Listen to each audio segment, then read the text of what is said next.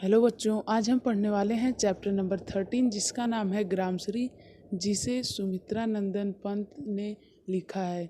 तो इस कविता में उन्होंने बसंत ऋतु का वर्णन किया है और साथ ही में वे एक प्रकृति प्रेमी हैं, इसलिए उन्होंने प्रकृति का बहुत ही अच्छे तरीके से वर्णन किया है। वो बताते हैं कि जो खेतों में उस समय हरियाली है और जो वो इस समय ग्राम के बारे में बताते हैं, मतलब गांव के बारे में बताते हैं कि गांव में उस समय किस प्रकार की हरियाली है और हरियाली और सुंदरता और बसंत ऋतु में जिस प्रकार से पक्षी खुश होते हैं और गाना गाते हैं, उसी प्रकार मतलब कि इन्हीं सभी बातों का ध्यान रखते हुए उन्होंने इस कविता की रचना की है और इस कविता को लिखा है। तो चलिए अब पैराग्राफ वाइज पढ़ते हैं। अगर आपको ये वीडियो अच्छी लगे तो हमारे चैनल को सब्सक्राइब करना ना भूलें। तो चलिए अब स्टार्ट करते हैं। तो पहला पैराग्राफ है, फैली खेतों में दूर तलक मखमल की कोमल हरियाली, लिपटी जिससे रवि की किरणें, चांदी की सी उजली जाली, तिनकों के हरे हरे तन पर हिल हरित रुधिर है रहा झलक, श्यामल भू तल पर झुका हुआ नभ का चीर निर्मल नील फलक। अब कवि जी कह रहे हैं कि जो खेत हैं उनमें काफ़ी दूर तक हरियाली फैली हुई है और हरियाली एक कोमल मतलब कि जो मखमल होता है उसके समान कोमल से एकदम फैली हुई है और उसी हरियाली में सूर्य की जो किरणें हैं यानी रवि की जो किरणें हैं वो लिपटी हुई हैं और चांदी रूपी प्रकाश को उज्ज्वलित कर रही हैं। और धरती इस समय मतलब जो धरा है वो हरे घासों से बहुत अच्छे से सुशोभित है और एक ऐसी सुंदरता है जो कि किसी के भी मन को मोह ले। और तिनकों के हरे हरे तन पर मतलब कि जो तिनके हैं उनके हरे हरे जितने भी तन हैं और वो कवि का मन बहुत ही ज़्यादा मोहित कर रहे हैं। और जो श्यामल भू तल पर झुका हुआ मतलब कि जो आसमान है जो कि धरती को झाँक रहा है, कवि कह रहे हैं कि जो आसमान है वो धरती को झाँक रहा है और जो धरती है वो आसमान को देख रही है। तो इसे देखकर कवि का जो आँखें हैं वो फलक सकती हैं और ये जो सौंदर्य है, ये जो दृश्य है, ये कवि के मन को बहुत भाता है और कवि के मन को बहुत मोहक करता है। तो इस पैराग्राफ में कवि जी ने प्राकृतिक सौंदर्य को बड़े ही मनोहारी तरीके से पेश करने की कोशिश की, मतलब बहुत ही ऐसे तरीके से पेश करने की कोशिश की है कि सबके मन को ये हर ले। तो चलिए अब और आगे बढ़ते हैं। लेकिन अगर इस पैराग्राफ में अगर आपको कोई भी वर्ड हार्ड लगा हो या फिर कोई भी दिक्कत हो तो हमें कमेंट बॉक्स में बता दें, मैं आपका सारा डाउट क्लियर कर दूंगा। तो चलिए अब अगले वाले पैराग्राफ में आते हैं। अगला वाला पैराग्राफ है, रोमांचित सी लगती वसुधा आई जौ गेहूं में बाली, अरहर सनई की सोने की किंकिणियाँ है शोभाशाली, उड़ती भीनी तैलाक्त गंध फूली सरसों पीली पीली, लो हरित धरा से झांक रही नीलम की कली तीसी नीली। अब यहाँ पे कवि जी बड़े ही सौंदर्य तरीके से लिखे हैं और वे कह रहे हैं कि जो धरती है वो काफ़ी रोमांचित लग रही है, मतलब काफ़ी खुश लग रही है क्योंकि मतलब कि इसमें बहुत ही ज़्यादा हरियाली है और जो जौ और गेहूं की जो फसल है उनमें बाली आ चुकी है, मतलब कि उनकी बाली मतलब कि जो उनके ऊपर का जो फसल होता है उसी को बाली कहते हैं। तो उनके ऊपर बाली आ चुकी है और अरहर सनई की, और जो अरहर है और सनई है, सनई भी एक प्रकार का पौधा होता है जिससे कि रस्सियाँ बनाई जाती हैं।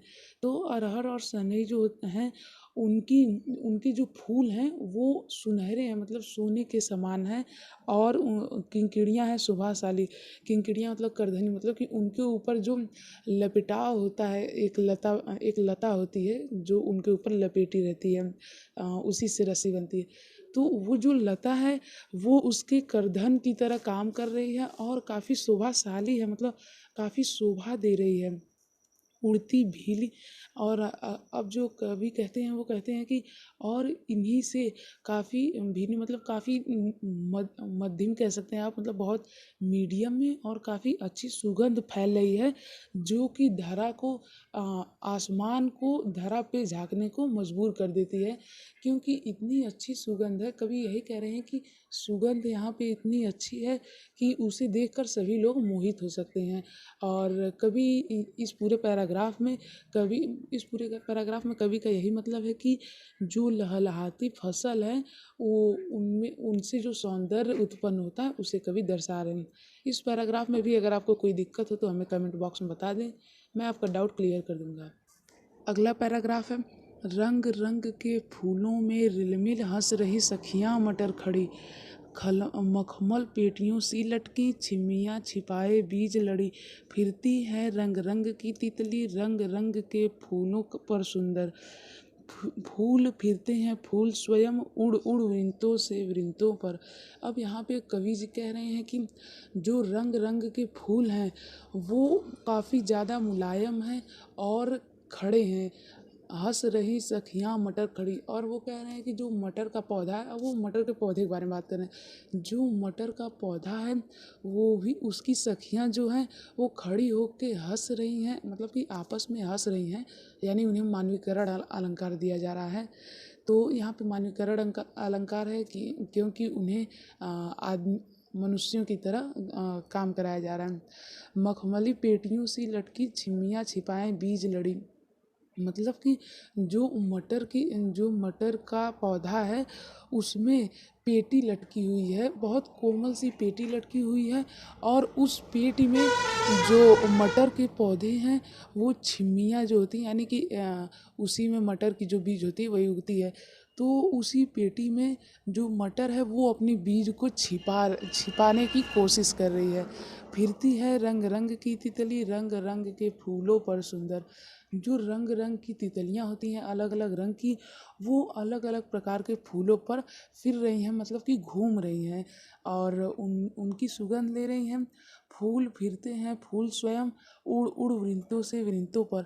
अब फिर से वे मानवीकरण अलंकार दे रहे हैं, जो कवि जी हैं वो फिर से मानवीकरण अलंकार का प्रयोग किए हैं। वो कहते हैं कि फूल जो हैं वे स्वयं फिरते हैं और उड़ उड़ वृंतों से वृंतों पर, और इस वृंत से दूसरे वृंत पर जाते हैं। वृंत मतलब आप बगीचे से ले सकते हैं, और वे इस वृंत से मतलब इस बगीचे से दूसरे बगीचे में फिर रहे हैं, घूम रहे हैं।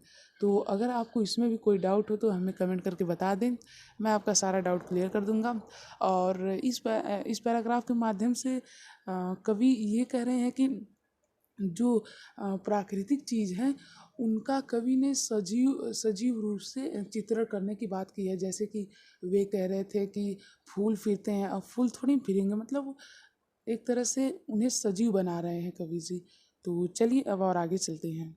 तो आगे जाने से पहले उम्मीद है आपको समझ में आ गया होगा, तो इस वीडियो को ज़रूर से लाइक करें और हमारे चैनल को सब्सक्राइब करना ना भूलें, और इस वीडियो को अपने अपने सारे दोस्तों के साथ ज़रूर शेयर करें ताकि उन्हें भी कुछ मदद मिल सके। तो चलिए अब अगले वाले पैराग्राफ में आते हैं। तो अब कवि जी कहते हैं कि अब आगे वाला जितना पैराग्राफ है सब बहुत ईजी। अब रजत स्वर्ण मंजारियों से लद गई अम्र तरु की डाली, झर रहे ढाक पीपल के दल, दल मतलब पत्ते होते हैं, हो उठी कोकिला मतवाली, महके कटहल मुकुलित जामुन, जंगल के झरभेरी झूली, फूले आड़ नींबू दाड़िम, आलू गोभी बैगन मूली। तो अब कवि जी यहाँ पे कह रहे हैं कि जो आम है, जो आम की डालियाँ हैं वो फलों से लद चुकी हैं इस समय, यानी कि उसमें अब फल आ चुके हैं। यानी कि मैंने आपको पहले ही बताया था, ये वसंत ऋतु की वर्णन कर रहे हैं कि वसंत ऋतु में किस प्रकार की सौंदर्यता रहती है। तो कवि कह रहे हैं कि जो आम की डाली है वो फलों से लद चुकी है, और जो आम की डाली है वो फलों से लद चुकी, और उस पर सोने के समान, यानी जो सुनहरे आप कह सकते हैं कि सोने के समान जो फल हैं वो दूर से दिख रहे हैं, झर रहे हैं ढाक पीपल के दल। तो जो पीपल की पत्तियां हैं वो झड़ रही हैं और उन्हें देखकर कोयल मतवाली हो रही है। महके कटहल मुकुलित जामुन, जंगल के झरबेरी झोले। मतलब कि अब कवि जी यहाँ पे कह रहे हैं कि जो कटहल है वो महक रहा है और जामुन जो है वो मुकुलित हो रहा है, यानी कि अब अब वो भी फल के रूप में आने की कगार पे है। मतलब कि अब वो भी जल्द ही फल बन जाएगा। जंगल के जरबेरी झूली, और जंगल में जितनी भी लताएं हैं सभी लोग झूल रही हैं।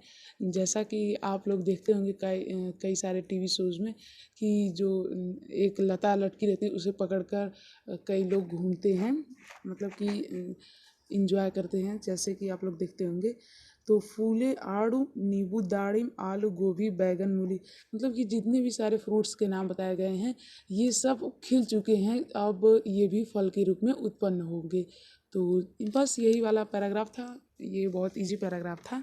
तो चलिए अब और आगे चलते हैं। अब कवि कहते हैं कि अगला जो पैराग्राफ है वो है पीले मीठे अमरूदों में अब लाल चित्तियाँ पड़ी। मतलब जो पीले और मीठे अमरूद हैं वो पकने के, मतलब कि अब वो पक चुके हैं, अब उन्हें कोई भी ईजिली खा सकता है।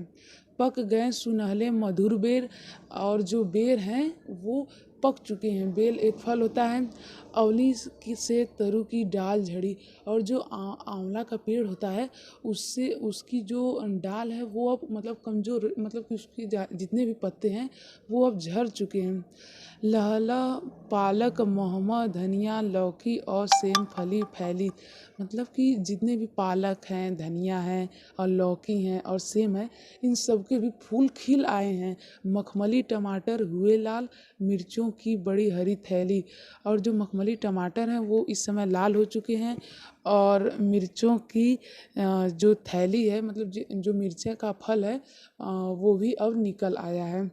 तो ये था पैराग्राफ, और इसमें कवि ये कहना चाहते हैं कि जो विभिन्न प्रकार के फसल और फल हैं उनकी सौंदर्यता जो है उसे कवि दिखाना चाहते हैं। तो चलिए अब और आगे चलते हैं।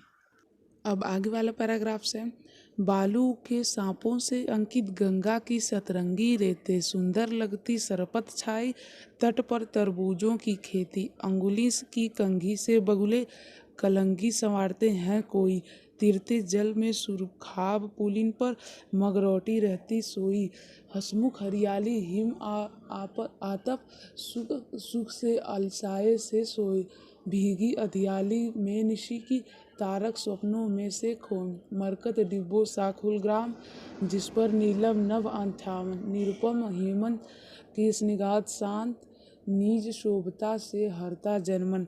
अब यहाँ पे कवि जी कहते हैं कि जो बालू हैं उनमें सूर्य की किरण पड़ रही हैं। जो गंगा के किनारे नदी है तो उसके किनारे तो बालू रहेगा ही, तो वहाँ पे जो सूर्य की जब किरण पड़ती हैं तो वो सतरंगी हो जाती हैं और काफ़ी सुंदर वहाँ का माहौल होता है। मतलब कि वहाँ जो इन्वायरमेंट होता है वो काफ़ी सुंदर हो जाता है। और उसी गंगा के तट पर तरबूजे की खेती है जो कि उसकी सुंदरता को और ही बढ़ा देती है।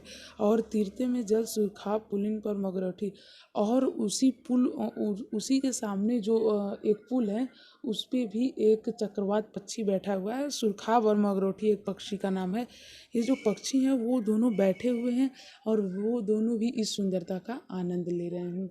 हसमुख हरियाली हिम आतप, मतलब कि जो कवि हैं वो अब सारी हरियाली का इकट्ठा वर्णन कर रहे हैं। वो कह रहे हैं कि जो इस समय का वातावरण है, जो इस समय की सुंदरता है वो अनडिफाइंड, मतलब कि उन्हें वो बता ही नहीं सकते वो कितनी सुंदर है। बहुत ही ज़्यादा वहाँ का वातावरण इस समय सुंदर है। अब आगे वो कह रहे हैं कि जो हरियाली है वो इस तरह से ज़मीन पे लेटी हुई है कि जैसे उसे बहुत ही सुंदर सी स्वप्न आई हो और वो स्वप्न देख रही हो और गहरी नींद में सो रही हो। मरकत डिब्बे सा खुल गया ग्राम, और इस प्रकार से आप जो गांव है उसकी बुक का पेज जो है वो खुल चुका है और आप उसकी सुंदरता को आसानी से देख सकते हैं।